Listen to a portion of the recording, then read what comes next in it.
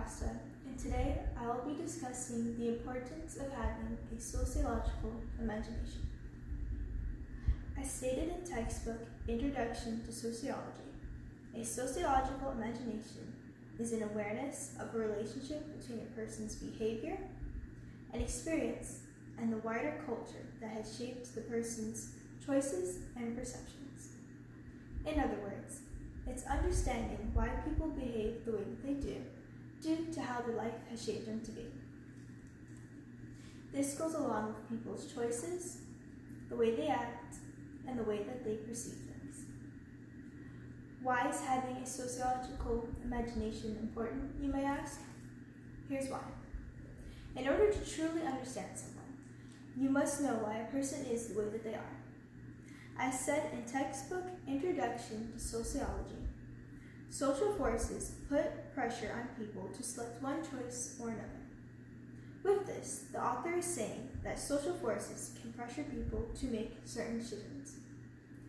Everyone has experienced pressure from social forces one way or another in their life, whether it be the individual themselves or someone around them. I have witnessed social force pressure in an individual that I used to go to school with, and would like to use her story as an example to help everyone better understand how social forces can affect someone and the decisions they make in their life. That individual I'll be talking about is a girl who has a social-emotional development disability. This girl would often act out in class and have emotional breakdowns when she couldn't understand a topic in class, couldn't focus, or got something incorrect.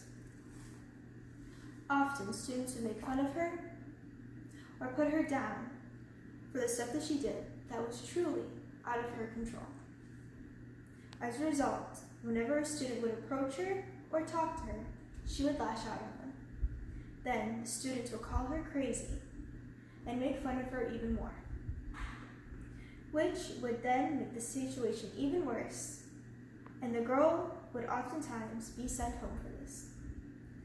As you would pass by the girl in the halls, you could see the sadness and hate in her face that she has for everyone around her. And to me, it's one of the saddest things I've ever seen in my life, because I know that if everyone were to just step back for a second and think about what they are doing and what she is doing and why she's doing what she is doing, and know that it's out of her control, that all of this can be prevented.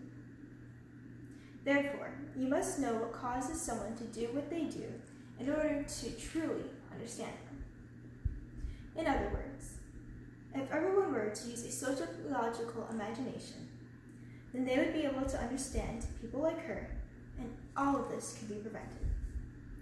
I feel that having a sociological imagination could fix many current-day problems, such as bullying, gender inequality, and even racism. Because if everyone were to take a second to truly understand each other, then maybe we wouldn't have these problems in our society.